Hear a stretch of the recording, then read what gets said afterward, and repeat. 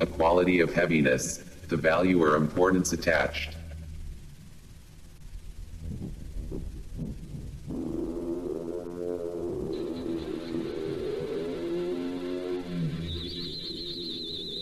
A long sloping cement ditch running behind a row of old brick ramblers partially canopied with overgrowth and remains of old fencing.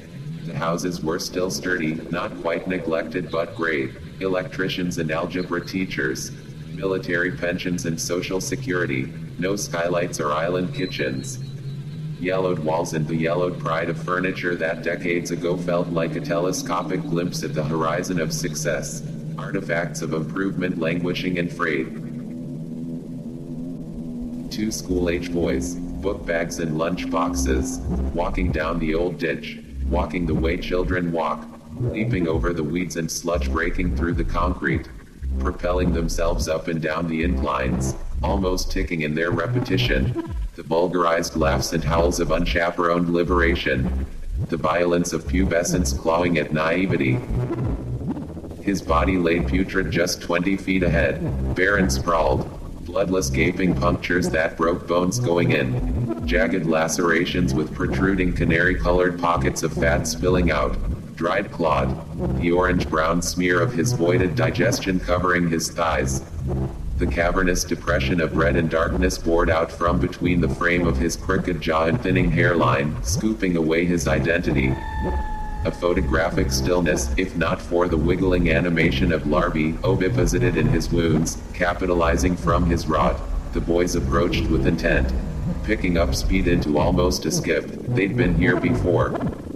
The previous day they had stumbled on his dreadful camp, discarded their next to sun-bleached bottles and cans in the cracked canal. After an initial bout of terror and sickness, their curiosity and a beyond their years' understanding of rarity took grasp of their behavior. Unforensic prodding. Sticks and branches evolving into hesitant fingertips lifting and spreading the scored flesh. Groundless speculation. Talk of deformed monsters stalking in shadows. A mangy lycanthropic menace. Impressions and reenactments of lumbering creatures with outstretched arms and stiff knees.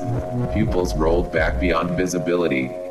A pact of silence consisting of spit-covered palms was instituted and the boys decided to return the following day to continue their investigations.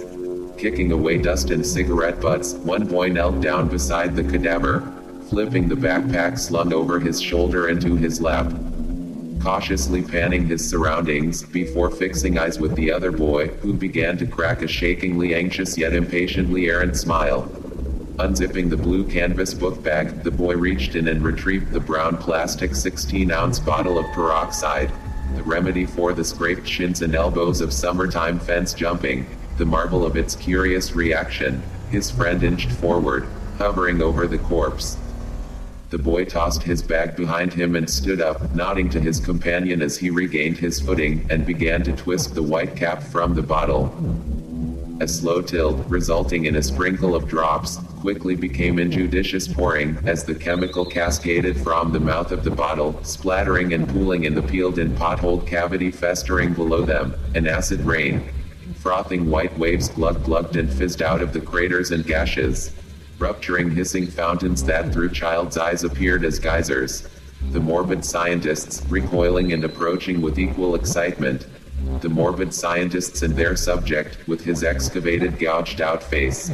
His fractured empty skull filled up like a wash basin with the effervescent soup. The snakish whistle of oxidating bubbles evacuating and reproducing across the length of the torso, cocooning his disease. Whatever atrocity and horror had been inflicted on him, his torture and evisceration, the gurgling last seconds of solitude and hopelessness on his descent into obsolescence, the frantic mistake or the calculated revenge that brought about his circumstance, it all was inconsequential. He was clean now, disinfected and clean.